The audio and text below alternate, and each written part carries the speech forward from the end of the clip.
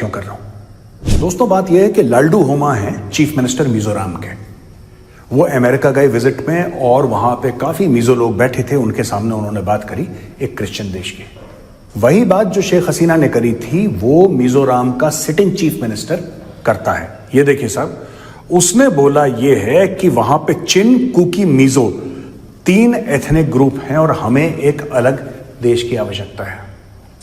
यह अभी तक बात नहीं हो रही थी दोस्तों, यह अभी तक बात नहीं हो रही थी। मिजोरम में पूरी सुख शांति थी, राइट? लेकिन ये बाहर से कुछ ताकतें भड़क, देखिए कर कुछ नहीं पाएंगे, ये कर कुछ नहीं पाएंगे।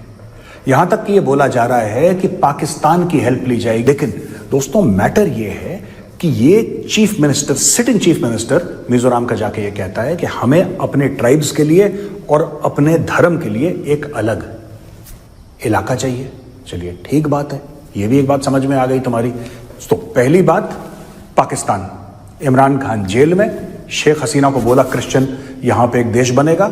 शेख हसीना ने बोला एब्सोल्युटली नॉट। शेख हसीना आज भारत में है, शी इज इनसाइड इंडिया, उसका तख्ता पलट कर दिया वहां पे। अब हम आते हैं मिजोरम के चीफ मिनिस्टर पे। मिजोरम का चीफ मिनिस्टर ये कहता है कि भाई ये इलाका हमें अलग चाहिए। ये देखिए साहब, ये कहता है there is a real danger of religion becoming a source of disunity and division rather than shepherding the flock and transforming the church into a united, strong and impenetrable fortress. और ये कहता है कि focused on unity and religion in the context of the Zo people and indigenous group from Mizoram, Myanmar and Bangladesh. ठीक है जी, we are one people, brothers and sisters, we can not afford to be divided and apart from each other. I want us to have the conviction and confidence that one day, through the strength of God, who made us a nation, we will rise together to achieve our destiny of nationhood. Right? यानी कि ये कह रहा है कि साहब ये जो लोग हैं ये मिजोरम में भी हैं, म्यांमार में भी हैं, बांग्लादेश में भी हैं। इसने खुद बांग्लादेश का नाम लिया है और ये सिटिंग चीफ मिनिस्टर है मिजोरम का। यानी कि शेख हसीना बोल रही थी, सच बोल रही थी, झूठ नहीं बोल रही थी। Sheikh Hasina was telling the truth, क्योंकि इंडिया का एक चीफ मिनिस्टर ये बात बोल रहा है। ठीक है जी। अब तीसरी बात मैं आपको बताता हूं। NSCN, nationalist socialist council of Nagaland, Isaac Muivah group, अब ये कह रहा है कि साहब जो भारत ने हमसे वादा करा था, भारत ने वो पूरा नहीं करा है। ये कौन सा वादा है दोस्तों? 3 अगस्त 2015 में एक फ्रेमवर्क अग्रीमेंट साइन हुई थी और NSCN आइजैक मुइवा ग्रुप का यह कहना है कि फ्रेमवर्क अग्रीमेंट को नई दिल्ली ने ऑनर नहीं करा और उन्होंने बोला है कि अगर आप ऑनर नहीं करेंगे तो हम फिर हथियार उठाएंगे आपके खिलाफ। ठीक है, कोई बात नहीं, आप 50 साल से हथियार उठा रहे हो, दोबारा उठा लो, कोई दिक्कत नहीं है, घर की बात है। Alright, we'll manage. ये हिंदुस्तान है, ये पाकिस्तान नहीं है, दिस इज इंडिया। हाँ, अगर कोई नई दिल्ली ने वादा आपसे कराए और पूरा नहीं कराए, so we should hold New Delhi to account and say कि आप वादे पूरे करिए, क्योंकि आपने जबान दी है, आपको जबान अपनी जबान पर कायम रहना चाहिए, आपको पूरा काम करना चाहिए। लेकिन आप ये नहीं कि हम ये कर देंगे, हम ये कर, don't threaten, this is not Pakistan, don't threaten. You are citizens of India, right? You are citizens of India, you are respected citizens of India. अगर आपका कोई ग्राउस है, आपके मन में कुछ शिकायतें हैं, आप आइए, बैठिए, बात करिए। कोई ऑपरेशंस आपके खिलाफ नहीं हो रहे, आप आइए दिल्ली, आप बात करिए। किसने रोका है आपको? पर दोस्तों, कहीं ना कहीं आपको ये नहीं लगता कि नॉर्थ ईस्ट में कड़ी जुड़ रही है? नहीं लगता आपको ऐसा कि एक कड़ी जुड़ रही है? अब मैं कड़ी आपको समझाता हूं, फिर मैं शुरुआत करता हूं शेख हसीना से। एक गोरा आदमी आता है, कहता है कि क्रिश्चियन भूमि हमें बनानी है, क्रिश्चियन जमीन बनानी है, क्रिश्चियन नेशन बनाना है। वो भड़काता है। एग्जैक्टली वही बात मिजोरम का करंट चीफ मिनिस्टर करता है अमेरिका में जाके, कहीं और नहीं, यूएस में जाके। और वो करता है सितंबर में, और स्पीच वायरल हो रही है नवंबर में। स्पीच वायरल हो रही है नवंबर में। अब आप लगा लो ये क्या मतलब, क्या गेम चल रहा है पीठ पीछे अमेरिका का।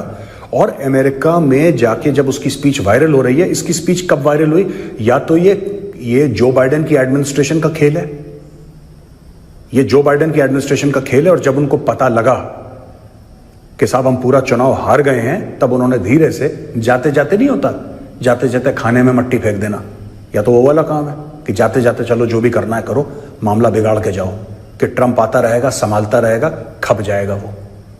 क्योंकि आग इन्होंने लगा दी है, इन्होंने बांग्लादेश में आउस्टर कर दिया है। अब यही चीज मिजोरम का जो चीफ मिनिस्टर है वो ये कह रहा है कि म्यांमार, बांग्लादेश, इंडिया, यानी कि मिजोरम का एरिया, इन तीनों के एरियाज को, कुछ कुछ एरियाज को मिला के हम एक अलग अपना साम्राज्य बनाएंगे।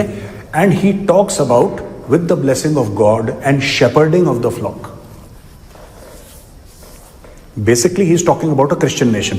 वही चीज जो शेख हसीना ने बोली थी, कोई फर्क नहीं है। और यहां पे NSCN आइजैक मोहिबा ग्रुप ये कह रहा है 27 साल के बाद कि फ्रेमवर्क अग्रीमेंट आपने पूरी नहीं करी 2015 की। बावले आदमी, तुम्हें 4.5 पौने 5 साल के बाद तुम्हें समझ में आ रहा है कि पूरी नहीं करी। अभी तक तो तुम चुप थे, अभी तक तुम चुप थे।